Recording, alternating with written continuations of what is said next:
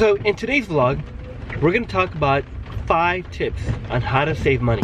5 tips that I personally use, 5 tips that have helped me. So as I'm headed to the office, what better time than now to talk about the #1 way to save money. First and foremost, for those of you that have a job, for those of you that are on a W-2, I'm on a W-2, 401k. Combination of a couple of reasons. Number 1, the best is it's pre-tax. Maximum, I believe the maximum you can save on an annual basis is $18,000 to $18,500. That is very different from you saving money on your own. Understand, the money that you save on your own is money that you've already paid taxes on. Money you put away on your 401k is before taxes. It's gross. Look, stock market has been very volatile lately. Will your 401k go fluctuate? Yes. It doesn't matter. Forget about that. Forget about the money that you're putting away. Keep tab of it. You see it. And the really cool thing about a 401k is that you're working at, an example, you're working at Cardinal Financial. And you're there for 2 years. And you leave. Well, guess what? Let's just say you go to Paul's TV. Well, and I'm saying Paul's TV because I'm pulling up to the office and I just saw a sign. That's the first thing that comes to mind. Well, the really cool thing about that is that you can transfer your 401k money you have with Cardinal Financial to Paul's TV 401k.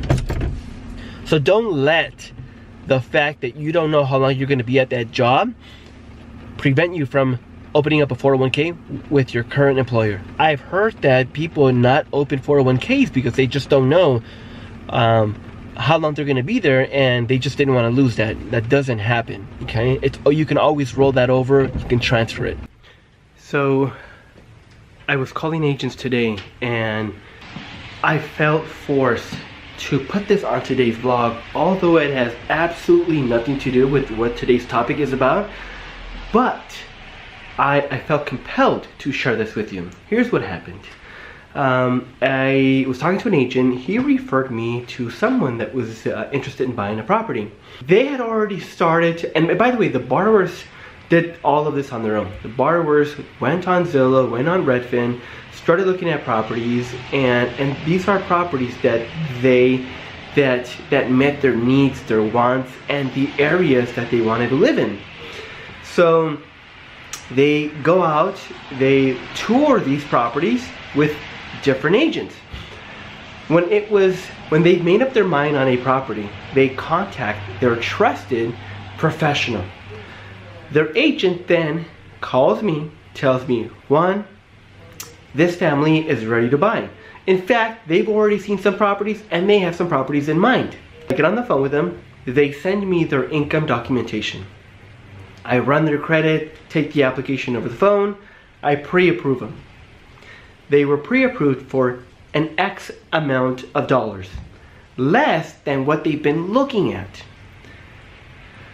The problem here is that now they're heartbroken, they're disappointed. They've been looking at properties above what they were pre-approved for. I'll give you an example. I pre-approved them based off of their income and their credit for a purchase price of $500,000. They were looking at properties in the $800,000. That's a $300,000 price gap. Let me tell you something. You're going to be disappointed if you're looking at properties in the $800,000 and then your trusted advisor tells you, hey, well, these or shows you properties within that price range. You know, I will tell you that there's going to be a big difference, a big disconnect. Don't let that happen to you. First things first. First, contact me, your mortgage professional. I'm going to advise you based off of your income, your credit, and your assets, how much of a house you could afford.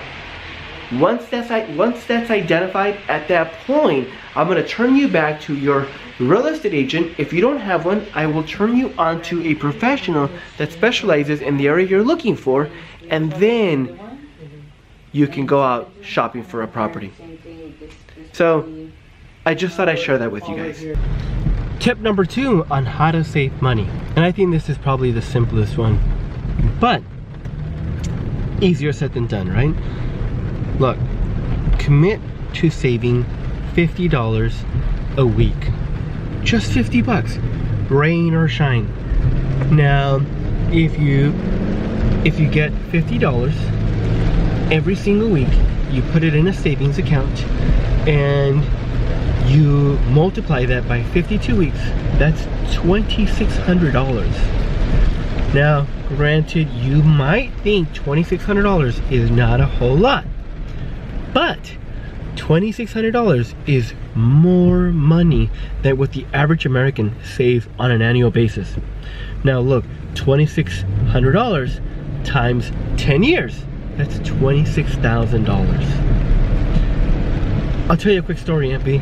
Tell me. I don't know if you know this, I don't know if I've told you this, but when I was growing up and I was working with I got my first legit job, right? I already had my driver's license.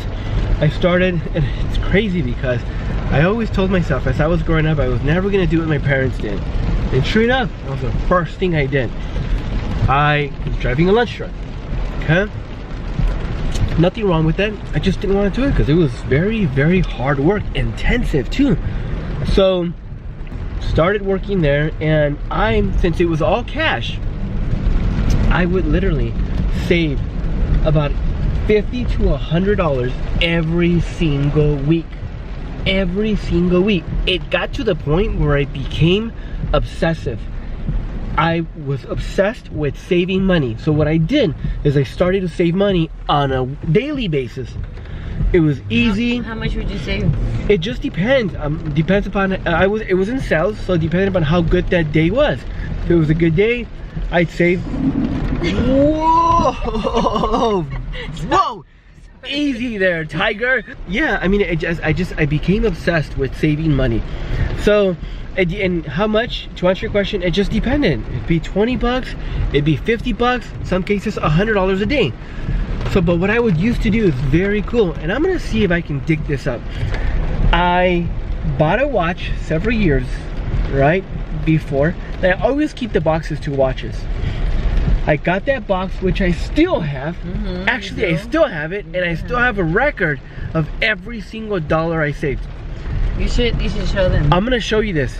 It was a piece of paper. It was my ledger, and I would save money like that. It got to a point where I saved 3,000, 5,000 bucks, and I bought myself a car with that. I bought myself a Volkswagen Jetta. Volkswagen Jetta. It was like a 92. It was salvaged, it was crashed, but hey, look, I was 18, 19 years old and I bought it, right? So simple as that. Just commit. That's all it is.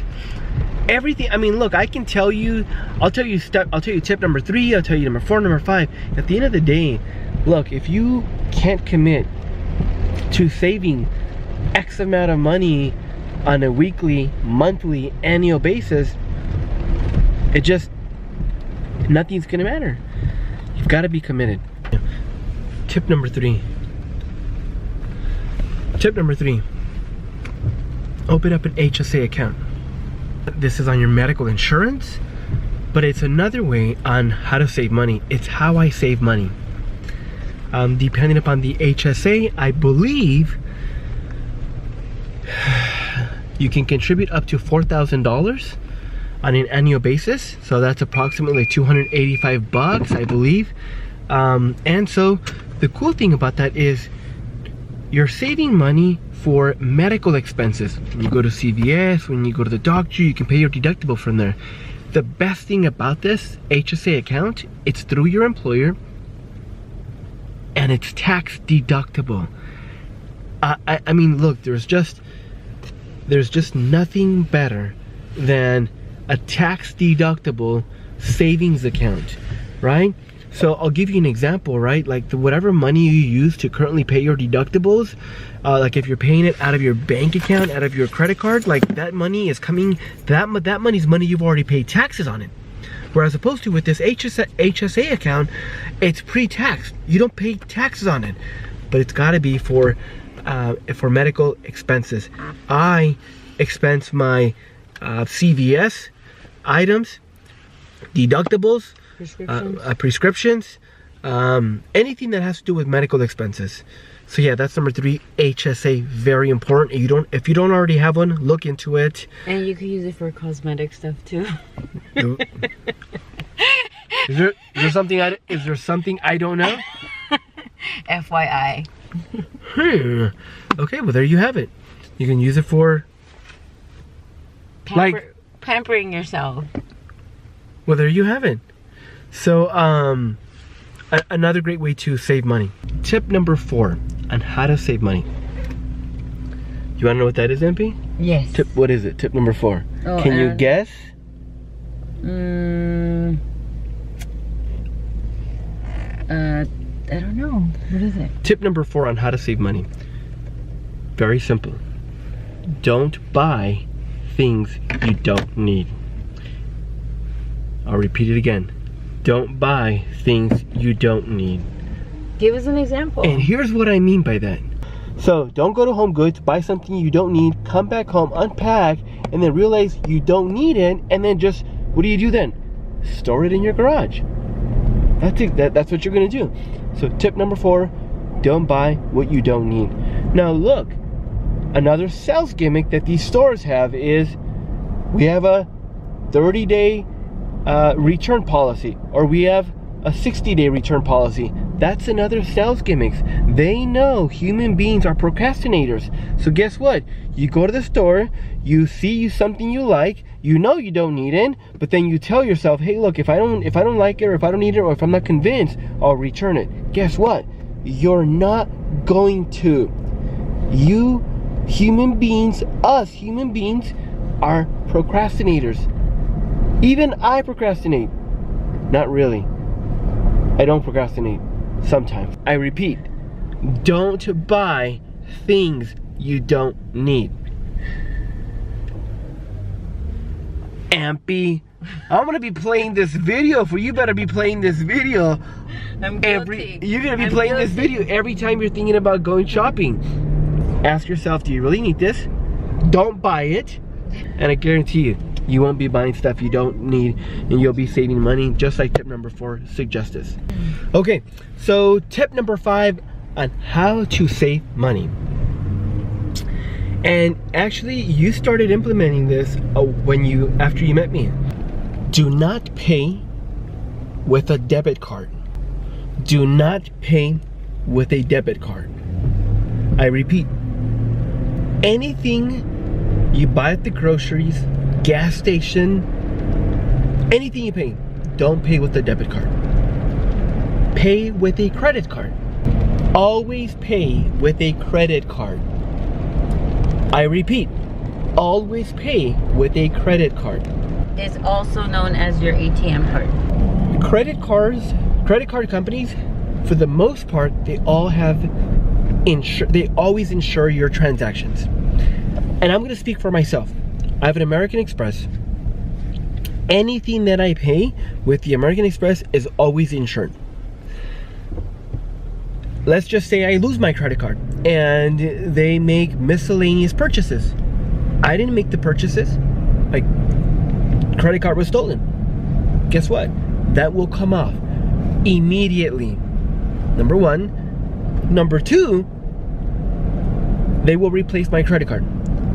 Number 3, if you see a charge, they will then credit my credit card account for whatever miscellaneous expense was done that I didn't do, or that was done while I lost my credit card. Whereas opposed to on a debit card or a ATM card, you lose it. They make miscellaneous charges. Here's what happens. You're going to be out of that money. for a good 7 to 14 days. They might insure it, they might not. Let's just say that they do reimburse you. Look, you don't want to go through that headache. Let's just say you have $5,000 in your checking account and they charge 4,000 bucks. You're out 4,000 bucks for a good couple of days, 7 to 14 business days. And if you sent out payments or checks? And you're gonna be out of money if you were counting on those $4,000 to cover your rent, cover other bills. Y'all remember, I told you guys I would save money and I'd store it in a box of a watch that I had purchased. So, and I told you I'd show that to you, right? So this is the box.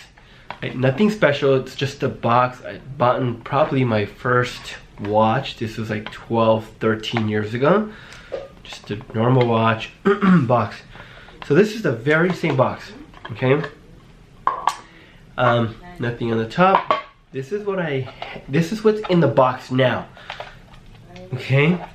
And this is my ledger on how I used to track the money I would save. Okay, now I'll show you. It was on a libreta. I'm a big fan of notepads. I used to be, not anymore. I use my iPad now. But look, this dates. This is how organized I was, and how I was just obsessed with saving and keeping track of everything and being organized and knowing. Look, this dates back to the very first dollar I saved was just back 3/28/2005. Like, look, I'd save 20 bucks. On the 29th, on the 30th, I'd save $20 on an average. There was one day highlighted in red. I saved $300 that day. Look, nothing sophisticated, very simple. So I started with 2 rows, the date and how much I saved. Towards the end, I added a 3rd row, right? Which was what my balance was, if you can see that. So that's 1. Okay, that's 1. Number 2, the date I saved, the amount, and my balance.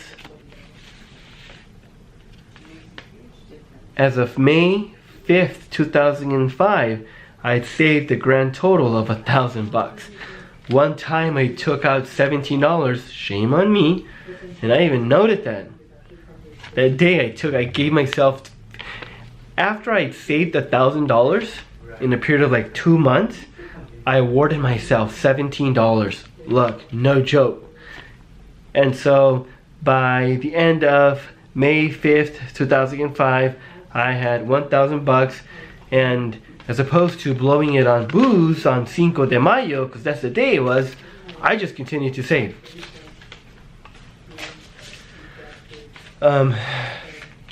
Continued. Cinco de Mayo, 5/25, so same thing, right? We continue. Something I still have and very proud of. I'm gonna show this to my kids so that they can start doing the same thing. There you have it. Those are my 5 tips on how to save money. I understand it's easier said than done. Hey, look, implement a reward system. Reward yourself every time you can save. Look, reward yourself $17 every time you can save 1,000 bucks. That's what I did. And it works. I used to work or manage a cash business, so that's how it worked for me back then. I rarely touch cash nowadays, so it's not like I can save like 20 bucks here and there. I just simply transfer a certain amount of money into my savings, and I am pretty strict about not touching that money. I forget that money is there. Of course, I do touch it when there is an opportunity to invest, in real estate, to buy or hold property. That's on money that I save in my personal account. In terms of like 401k and stuff like that, I personally max out my 401k on an annual basis. I don't touch that money. I'm not going to. I don't plan on touching it. I just simply forget about it. It's there. It's a tax thing. One last thing I want to say. This saving method is accredited to my mom. I learned that from my mom. My mom has been, was, always will be an excellent saver. Very committed. Every single day, every single month, saver. So, thank you for teaching me that, Mommy. I love you. I've said it before, I'll say it again. I hope this helps. If you have any questions, concerns, please, I want to know about them, and please share them on the comment section down below. Be sure to like this video before you exit this. Thank you, and I'll see you tomorrow. Thanks, guys.